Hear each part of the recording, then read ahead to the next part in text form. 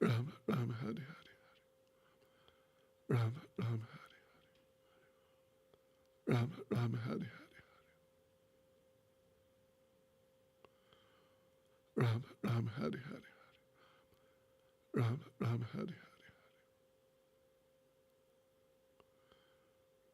Rama Rama Hari Hari, Rama Rama Hari Hari, Rama Rama Hari Hari,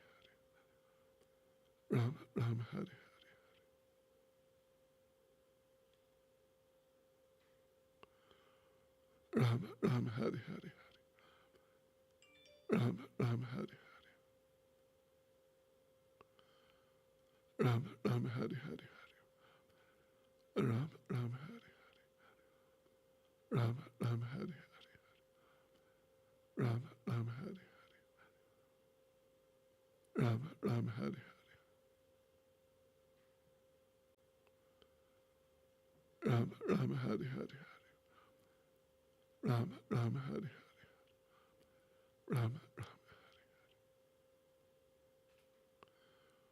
Rama Rama Hari Hari, Rama Rama Rama Hari Hari,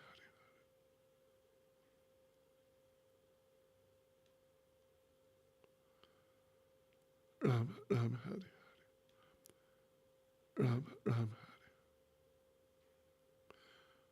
Rama Rama Hari Hari, Rama Rama Hari Hari, Rama Rama Hari Hari, Rama Rama Hari Hari, Rama Rama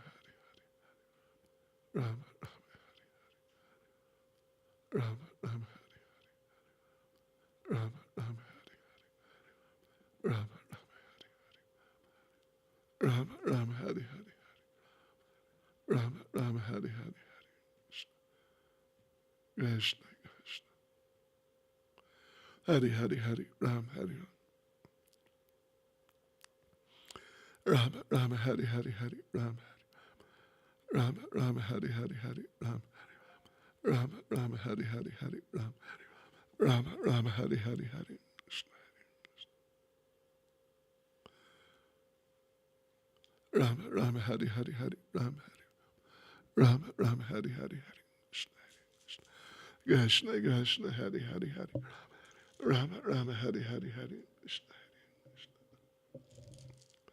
Krishna Krishna, Hari Hari Hari, Ram Hari Ram, Rama Rama Hari Hari Hari, Krishna Hari Krishna Krishna, Hari Hari Hari, Ram Hari Ram, Rama Rama Hari Hari Hari, Ram Hari Ram, Rama Rama Hari Hari Hari, Rama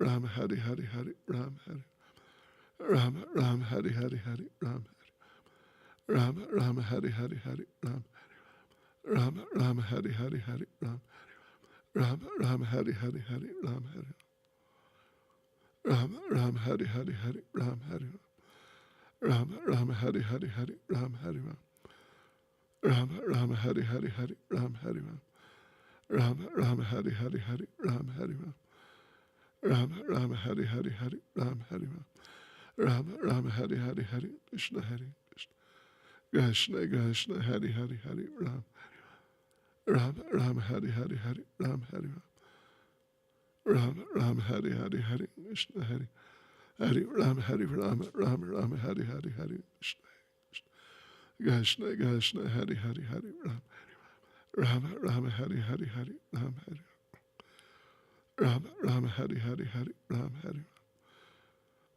Rama Rama Hari Hari Hari, Rama Rama Hari Hari Hari, Ram Hari Rama Rama Hari Hari Hari, Ram Hari Rama Rama Hari Hari Hari, Ram Hari Rama Rama Hari Hari Hari, Ram Hari Rama Rama Hari Hari Hari, Krishna Hari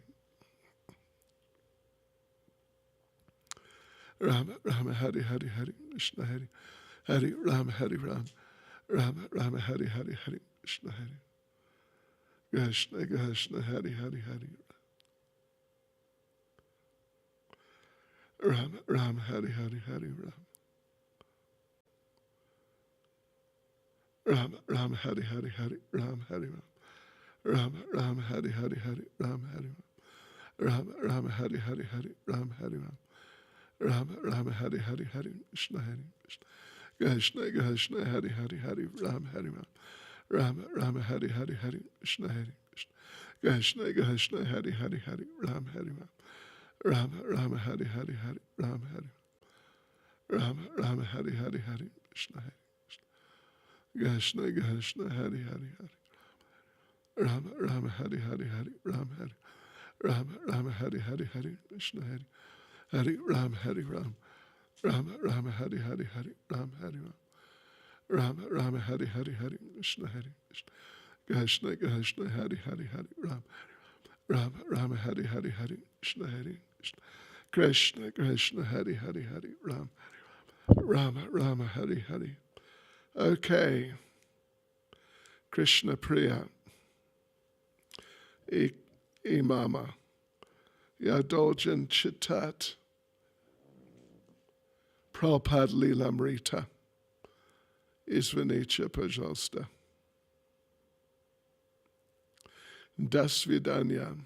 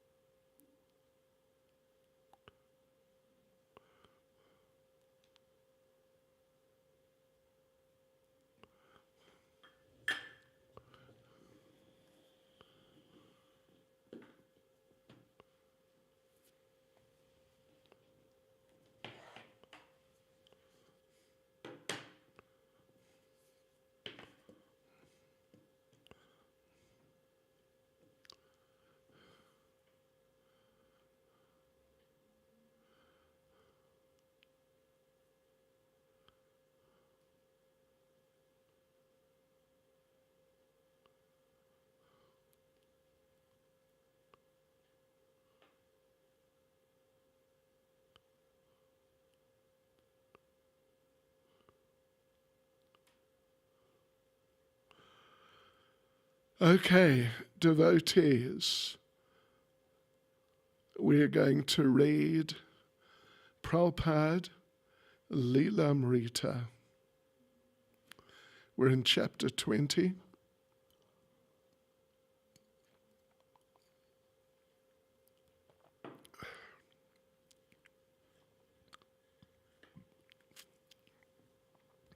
October 1966. Nama Om Vishnu Padaya Krishna Presta Bhutale Shrimati Bhaktivedanta Swaminiti Namane Namaste Saraswati Deve Gauravani Pracharne Nirvishesha Shunyavadi Paschatyadesh Sri Krishna Chaitanya Pramanityananda Shri Advaita Gadadha Shivas Adi Gaura Bhaktivinoda Hare Krishna Krishna Krishna Hare Hare Hare Rama Rama Rama Hare Hare Vanchakalpatarubhyascha Kripa Sindhubhya eva cha Patitanam Pavanebhyo Vaishnavebhyo Namo Namaha. Srila Prabhupada Ki Jai. So, devotees, October 1966. Tompkins Square Park was the park on the Lower East Side. On the south, it was bordered by 7th Street, with its 4- and 5-storied brownstone tenements. On the north side was 10th, with more brownstones, but in better condition, and the very old small building that housed the Tompkins Square branch of the New York Public Library. On Avenue B, the park's east border, stood St. Bridget's Church, built in 1848, when the neighborhood had been entirely Irish. The church, school, and rectory still occupied much of the block. And the west border of the park, Avenue A, was lined with tiny old candy stores selling newspapers, magazines, cigarettes, and egg cream sodas at the counter. There were also a few bars, several grocery stores, and a couple of Slavic restaurants specializing in inexpensive vegetable broths, which brought Ukrainians and hippies side by side for bodily nourishment. The park's 10 acres held many tall trees, but at least half the park was paved. A network of 5-foot-high, heavy wrought iron fences weaved through the park, lining the walkways and protecting the grass. The fences and the many walkways and entrances to the park gave it the effect of a maze. Since the weather was still warm and it was Sunday, the park was crowded with people. Almost all the space on the benches that lined the walkways was occupied. There were old people, mostly Ukrainians, dressed in outdated suits and sweaters, even in the warm weather, sitting together in clans, talking. There were many children in the park also, mostly Puerto Ricans and blacks, but also fair-haired, hard-faced slum kids racing around on bikes or playing with balls and frisbees.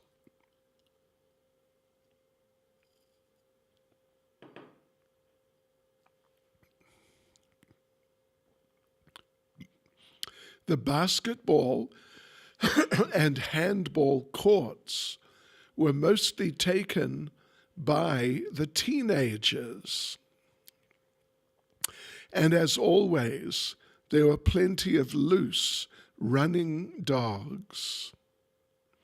A marble miniature gazebo, 4 pillars and a roof, with a drinking fountain inside, was a remnant from the old days, 1891, according to the inscription. On its 4 sides were the words hope, faith, charity, and temperance. But someone had sprayed the whole structure with black paint, making crude designs and illegible names and initials. Today, a bench had been taken over by several conga and bongo drummers, and the whole park pulsed with their demanding rhythms. And the hippies were there, different from the others. The bearded bohemian men and their long-haired young girlfriends dressed in old blue jeans were still an unusual sight. Even in the lower West Side melting pot, their presence created tension. They were from middle-class families, and so they had not been driven to the slums by dire economic necessity. This created conflicts in their dealings with the underprivileged immigrants. And the hippies' well-known proclivity for psychedelic drugs, their revolt against their families and affluence, and their absorption in the avant-garde sometimes made them the jeered minority among their neighbors. But the hippies just wanted to do their own thing and create their own revolution for love and peace. So usually they were tolerated, although not appreciated. There were various groups among the young and hip at Tompkins Square Park. There were friends who had gone to the same school together, who took the same drug together, or who agreed on a particular philosophy of art, literature, politics, or metaphysics. There were lovers. There were groups hanging out together for reasons undecipherable, except for the common purpose of doing their own thing. And there were others who lived like hermits.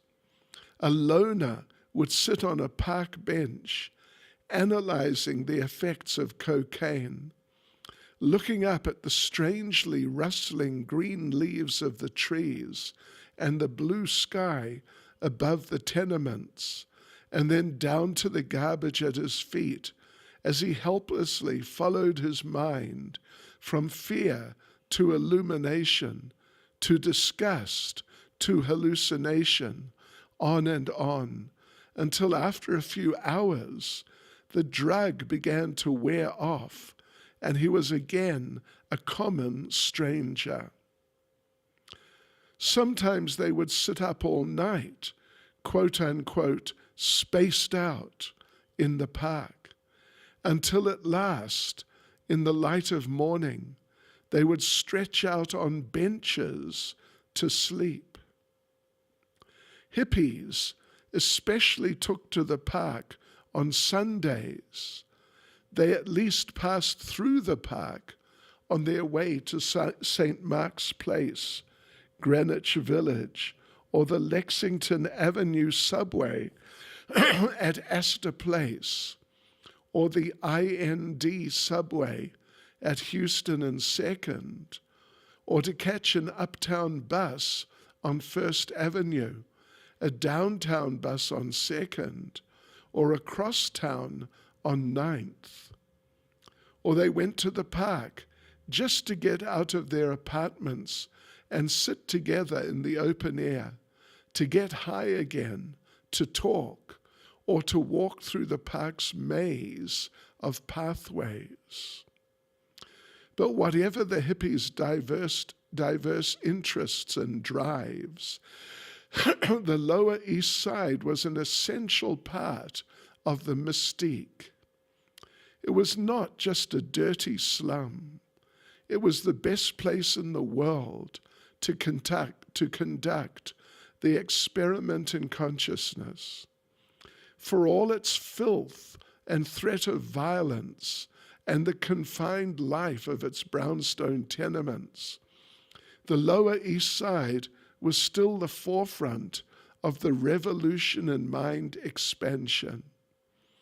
Unless you were living there and taking psychedelics or marijuana, or at least intellectually pursuing the quest for free personal religion, you weren't enlightened, and you weren't taking part in the most progressive evolution of human consciousness. And it was the searching, a quest beyond the humdrum existence of the ordinary, materialistic, quote-unquote, straight American, that brought unity to the otherwise eclectic gathering of hippies on the Lower East Side. Into this chaotic pageant, Swamiji entered with his followers and sat down to hold a kirtan. 3 or 4 devotees who arrived ahead of him selected an open area of the park, put out the oriental carpet Robert Nelson had donated, sat down on it, and began playing cartels and chanting Hare Krishna. Immediately some boys rode up on their bicycles, braked just sort of the carpet, and stood astride their bikes, curiously and irreverently staring. Other passers-by gathered to listen. Meanwhile, Swamiji, accompanied by 6 disciples, was walking the 8 blocks from the storefront. Brahmananda carried the harmonium and the Swami's drum.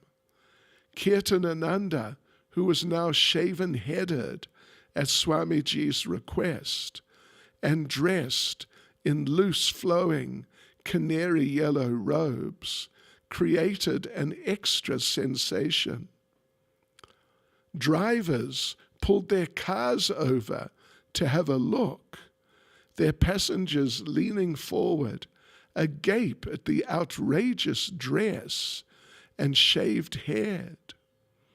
As the group passed a store, people inside would poke each other and indicate the spectacle. People came to the windows of their tenements, taking in the Swami and his group as if a parade were passing. The Puerto Rican tough guys especially couldn't restrain themselves from exaggerated reactions. "Hey, Buddha," they taunted. "Hey, you forgot to change your pajamas." They made shrill screams as if imitating Indian war whoops they had heard in Hollywood westerns. "Hey, Arabs," exclaimed one heckler who began imitating what he thought was an Eastern dance. No one on the street knew anything about Krishna consciousness, nor even of Hindu culture and customs. To them, the Swami's entourage was just a bunch of crazy hippies showing off. But they didn't quite know what to make of the Swami. He was different. Nevertheless, they were suspicious. Some, however, like Irving Halpern, a veteran Lower East Side restaurant, felt sympathetic toward the stranger, who was apparently, quote, apparently a very dignified person on a peaceful mission, unquote. Irving Halpern. A lot of people had spectacularized notions of what a Swami was, as though they were going to suddenly see people lying on little mattresses made out of nails and all kind of other absurd notions. Yet here came just a very graceful, peaceful, gentle, obviously well-meaning being into a lot of hostility. Some said, "Hippies." Others said, "What are they, communists?" While the young taunted, the middle-aged and elderly shook their heads or stared, cold and uncomprehending. The way to the park was spotted with blasphemies, ribald jokes and tension, but no violence. After the successful kirtan in Washington Square Park, Prabhupada had regularly been sending out parades of 3 or 4 devotees chanting and playing hand cymbals through the streets and sidewalks of the Lower East Side. On one occasion, they had been bombarded with water balloons and eggs, and they were sometimes faced with bullies looking for a fight. But they were never attacked, just stared at, laughed at, or shouted after. Today, the ethnic neighborhoods just assumed that Prabhupada and his followers had come onto the streets dressed in outlandish costumes as a joke, just to turn everything topsy-turvy and cause stares and howls. They felt that their responses were only natural for any normal, respectable American slum dweller.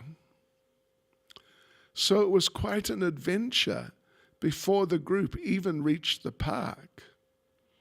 Swamiji, however, remained unaffected. "What are they saying?" he asked once or twice, and Brahmananda explained. Prabhupada had a way of holding his head high, his chin up, as he walked forward. It made him look aristocratic and determined. His vision was spiritual. He saw everyone as a spiritual soul and Krishna as the controller of everything. Yet, aside from that, even from a worldly point of view, he was unafraid of the city's pandemonium. After all, he was an experienced, quote-unquote, Calcutta man, unquote. The kirtan had been going on for about 10 minutes when Swamiji arrived. Stepping out of his white rubber slippers, just as if he were home in the temple, he sat down on the rug with his followers, who had now stopped their singing and were watching him. He wore a pink sweater and around his shoulders a khadi wrapper. He smiled. Looking at his group, he indicated the rhythm by counting 1, 2, 3. Then he began clapping his hands heavily as he continued counting. 1, 2, 3. The kartals followed, at first with wrong beats, but he kept the rhythm by clapping his hands, and then they got it. Clapping hands, clashing cymbals artlessly to a slow, steady beat. He began singing prayers that no one else knew. Vandeham Shri Guru, Shri Yuta Padakamalam, Shri Gurun Vaishnavams Cha. His voice was sweet like the harmonium, rich in the nuances of Bengali melody. Sitting on the rug under a large oak tree, he sang the mysterious Sanskrit prayers. None of his followers knew any mantra but Hare Krishna, but they knew Swamiji, and they kept the rhythm, listening closely to him while the trucks rumbled on the street and the conga drums pulsed in the distance. As he sang, Shri Rupam, Sagrajatam, the dogs came by, kids stared, a few mockers pointed fingers, saying, "Hey, who is that priest man?" Unquote. But his voice was a shelter beyond the clashing dualities. The boys went on ringing cymbals while he sang alone, Sri Radha Krishna Padan. Prabhupada sang prayers in praise of Srimati Radharani's pure conjugal love for Krishna, the beloved of the gopis. Each word, passed down for hundreds of years by the intimate associates of Krishna, was saturated with deep transcendental meaning that only he understood. Sahagana Lalita Sri Vishakan Vitams Cha. They waited for him to begin Hare Krishna, although hearing him chant was exciting enough. More people came, which was what Prabhupada wanted. He wanted them chanting and dancing with him. And now his followers wanted that too. They wanted to be with him. They tried together at the UN, Ananda Ashram, and Washington Square. It seemed that this would be the thing they would always do. Go with the Swamiji and sit and chant. He would always be with them, chanting.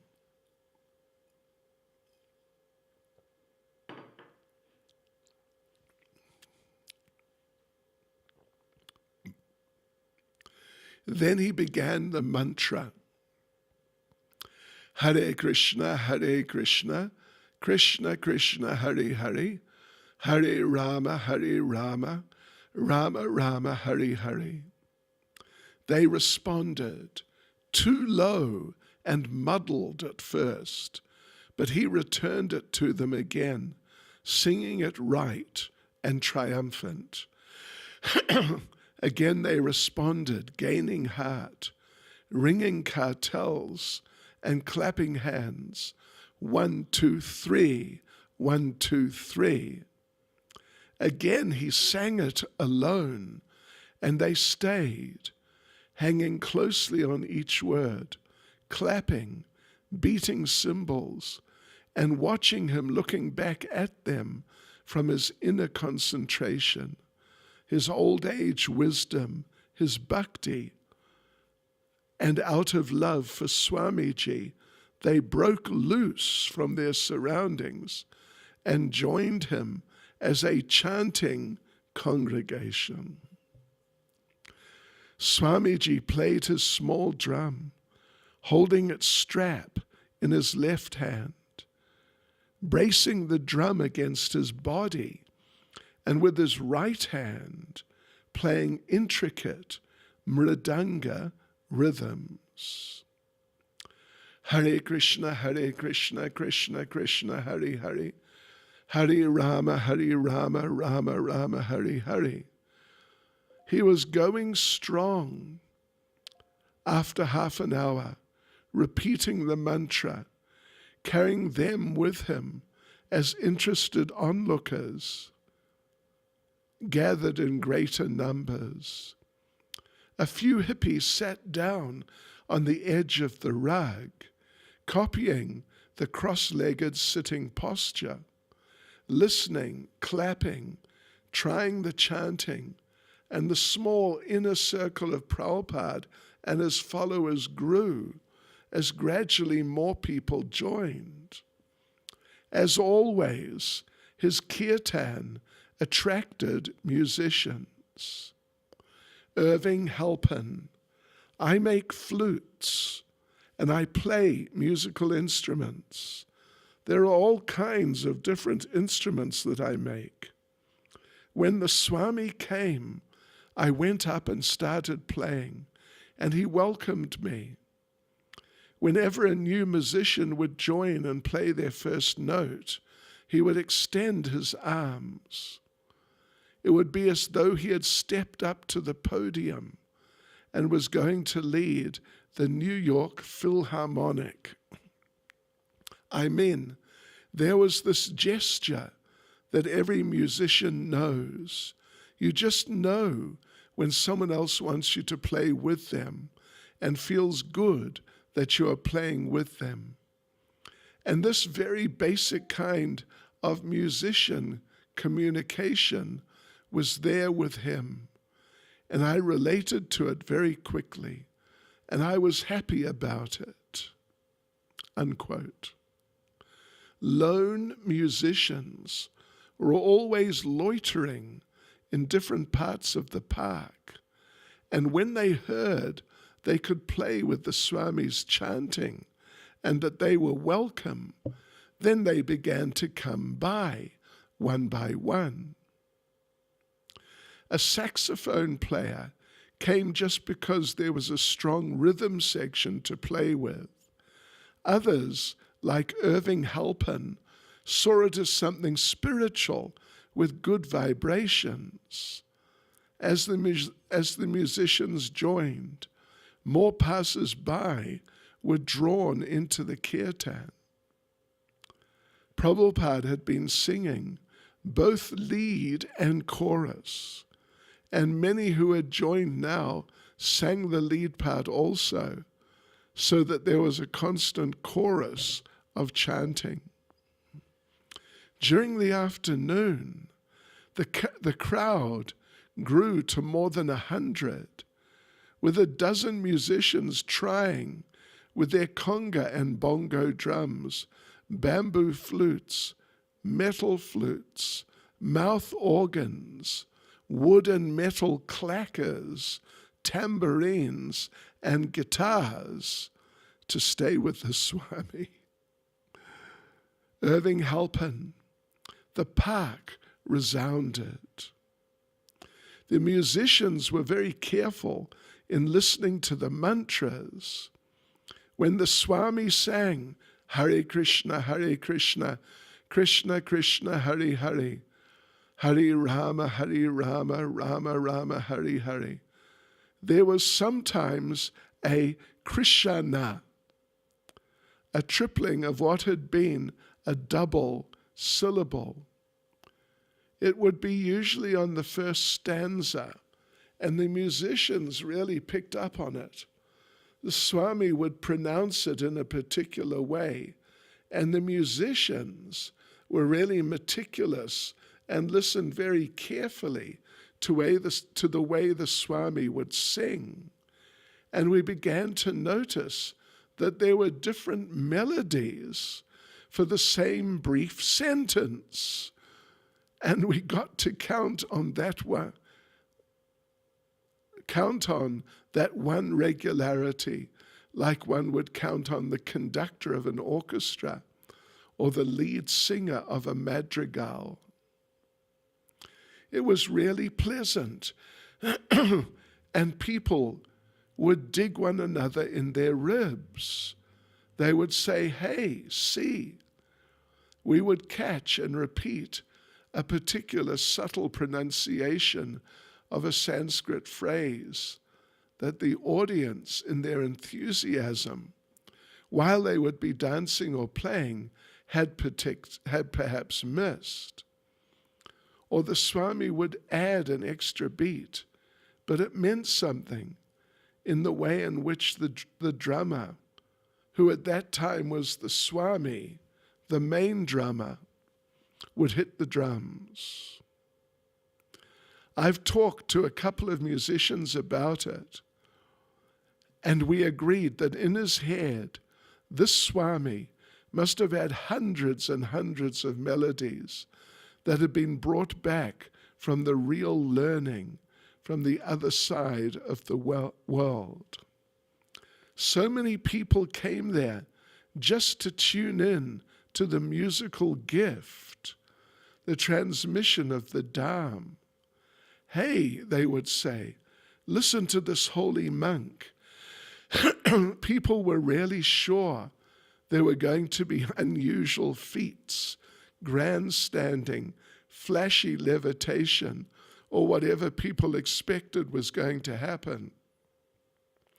But when the simplicity of what the Swami was really saying, when you began to sense it, whether you were motivated to actually make a lifetime commitment and go this way of life, or whether you merely wanted to appreciate it and place it in a place and give certain due respect to it, it turned you around. And that was interesting too, the different ways in which people regarded the kirtan. Some people thought it was a prelude. Some people thought it was a main event.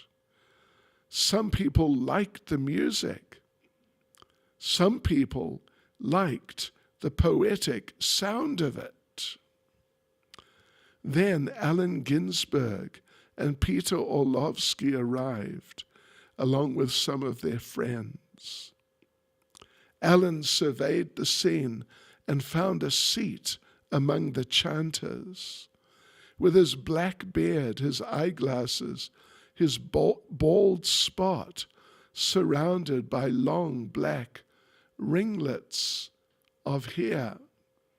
Allen Ginsberg, the poet patriarch, come to join the chanting, greatly enhanced the local prestige of the kirtan. Prabhupada, while continuing his ecstatic chanting and drum playing, acknowledged Allen and smiled. A reporter from the New York Times dropped by and asked Allen for an interview, but he refused. A man should not be disturbed while worshipping, he said. The Times would have to wait. Allen, Tompkins Square Park was a hotbed of spiritual conflict in those days, so it was absolutely great. All of a sudden, in the midst of all the talk and drugs and theory, for some people to put their bodies, their singing, to break through the intellectual ice and come out with total bhakti, that was really amazing. The blacks and Puerto Ricans were out there with drums too, doing conga.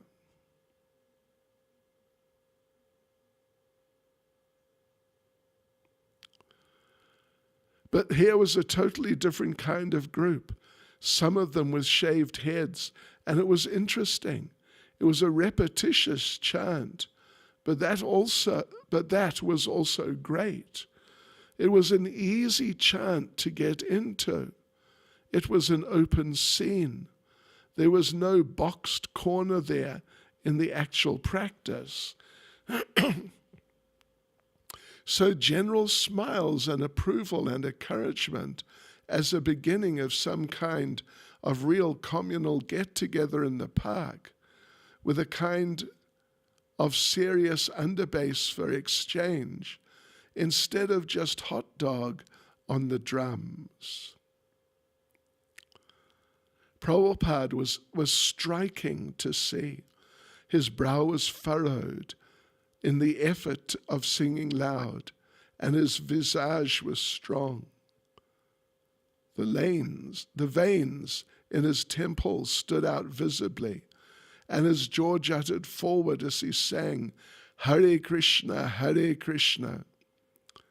Although his demeanor was pleasant, his chanting was intensive, sometimes straining, and everything about him was concentration. It wasn't someone else's yoga retreat or silent peace vigil, but a pure chanting be-in of Prabhupada's own doing. It was a new wave, something everyone could take part in. The community seemed to be accepting it. It became so popular that even the ice cream vendor came over to make sales.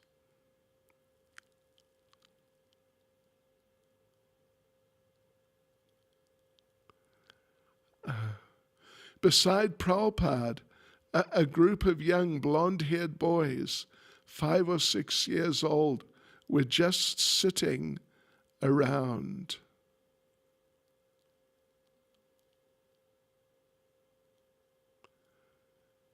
Sorry.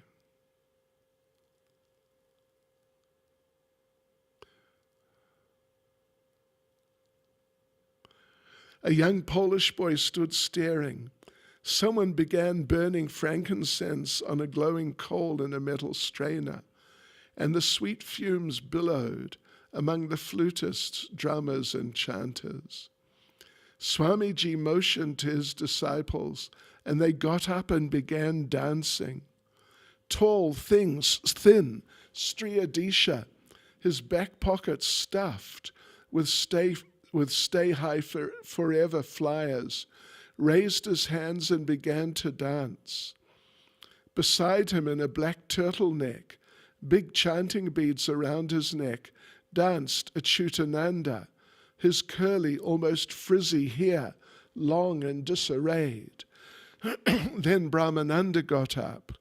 He and Achyutananda stood facing each other, arms outstretched, as in the picture of Lord Chaitanya's kirtan. Photographers in the crowd moved forward. The boys danced, shifting their weight from left foot to right foot, striking a series of angelic poses, their large, red chanting beads around their necks. They were doing the Swami step. Brahmananda: once I got up, I thought I would have to remain standing for as long as Swamiji played the drum. It will be an offense, I thought, if I sit down while he's still playing. So I danced for an hour. Prabhupada gave a gesture of acceptance by a typically Indian movement of his head, and then he raised his arms, inviting more dancers. More of his disciples began dancing, and even a few hippies got up and tried it. Prabhupada wanted everyone to sing and dance in Sankirtan. The dance was a sedate swaying and a stepping of bare feet on the rug, and the dancers' arms were raised high, their fingers extended toward the sky above the branches of the autumn trees. Here and there throughout the crowd, chanters were enjoying private ecstasies.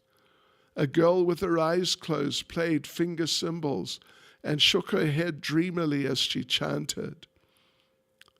A Polish lady with a very old, worn face and a babushka around her head. That means, babushka actually means a grandmother. But I guess it's the, what would you call it? The cloth that she ties around her head. So this Polish lady stared incredulously at the girl. Little groups of old men in kerchiefs, some of them wearing sunglasses, stood here and there among the crowd, talking animatedly and pointing out the interesting sights in the kirtan. Kirtanananda was the only one in a dhoti, looking like a young version of Prabhupada. The autumn afternoon sunlight fell softly on the group, spotlighting them in a golden glow with long, cool shadows.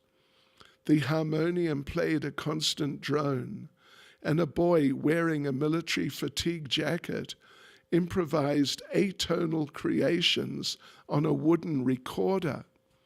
Yet, the total sound of the instruments blended, and Swamiji's voice emerged above the mulling tones of each chord. And so it went for hours. Prabhupada held his head and shoulders erect, although at the end of each line of the mantra, he would sometimes shrug his shoulders before he started the next line. His disciples stayed close by him, sitting on the same rug, a religious ecstasy visible in their eyes. Finally, he stopped. Immediately he stood up, and they knew he was going to speak. It was 4:00, and the warm autumn sun was still shining on the park. The atmosphere was peaceful and the audience attentive and mellow from the concentration on the mantra. He began to speak to them, thanking everyone for joining in the kirtan. The chanting of Hare Krishna, he said, had been introduced 500 years ago in West Bengal by Chaitanya Mahaprabhu. Hare means, O energy of the Lord. Krishna is the Lord, and Rama is also a name of the Supreme Lord, meaning the highest pleasure. His disciples sat at his feet, listening. Roy Ram squinted through his shielding hand into the sun to see Swamiji, and Kirtanananda's head was cocked to one side, like a bird's who is listening to the ground. He stood erect by the stout oak, his hands folded loosely before him in a proper speaker's posture, his light saffron robes covering him gracefully. The tree behind him seemed perfectly placed, and the sunshine dappled leafy shadows against the thick trunk. Behind him, through the grove of trees, was the steeple of St. Bridget's. On his right was a dumpy, middle-aged woman wearing a dress and hairdo that had been out of style in the United States for 25 years. On his left was a bold-looking hippie girl in tight denims, and beside her a young black man in a black sweater, his arms folded across his chest.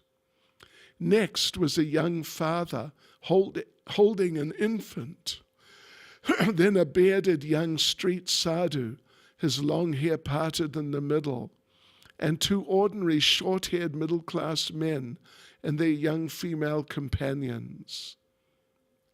Many in the crowd, although standing close by, became distracted, looking off here and there. Prabhupada explained that there are three platforms: sensual, mental, and intellectual, and above them is the spiritual platform. The chanting of Hare Krishna is on the spiritual platform, and it is the best process for reviving our eternal blissful consciousness. He invited everyone to attend the meetings at 26 Second Avenue and concluded his brief speech by saying, "Thank you very much. Please chant with us."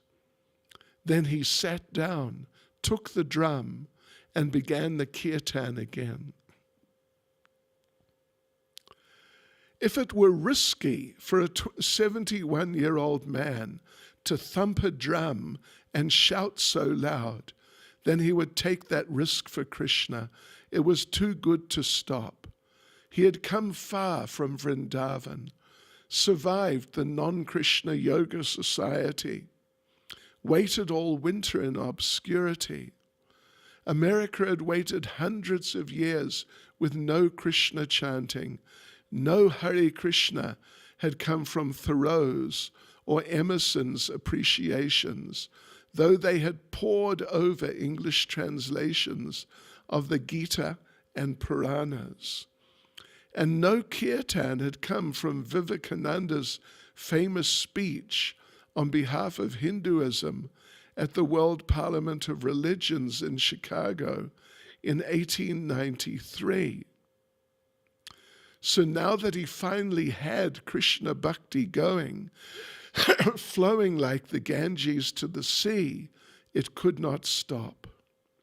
In his heart, he felt the infinite will of Lord Chaitanya to deliver the fallen souls. He knew this was the desire of Lord Chaitanya Mahaprabhu and his own spiritual master, even though caste-conscious Brahmins in India would disapprove of his associating with such untouchables as these drug-mad American meat-eaters and their girlfriends. But Swamiji explained that he was in full accord with the scriptures. The Bhagavatam had clearly stated that Krishna consciousness should be delivered to all races. Everyone was a spiritual soul, and regardless of birth, they could be brought to the highest spiritual platform by chanting the holy name. Never mind whatever sinful things they were doing. These people were perfect candidates for Krishna consciousness. Tompkins Square Park was Krishna's plan. It was also part of the earth, and these people were members of the human race. And the chanting of Hare Krishna was the dharma of the age. Hare Krishna. Srila Prabhupada ki jai. Now, devotees, don't go away 1 minute. I want to show you something.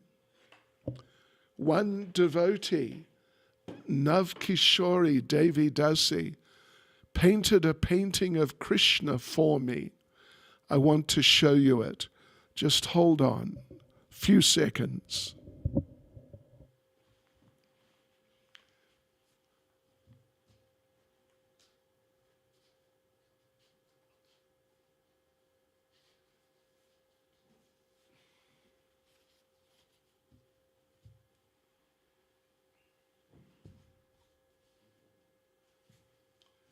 There, you see.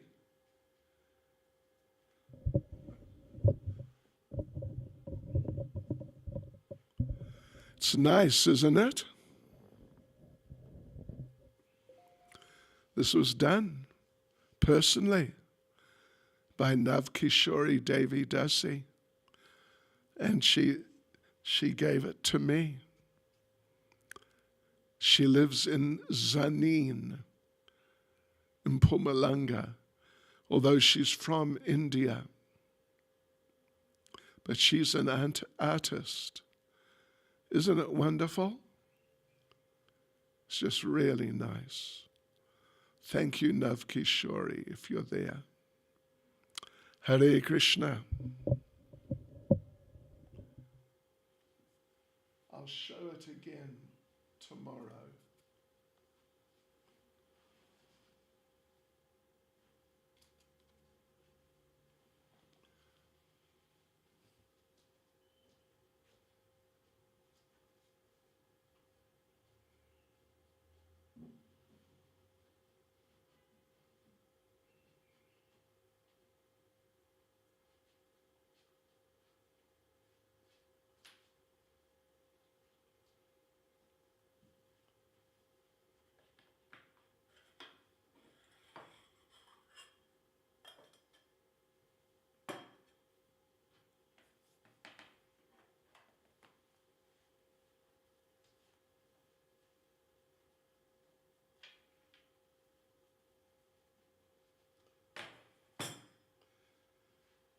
And you saw this, yeah?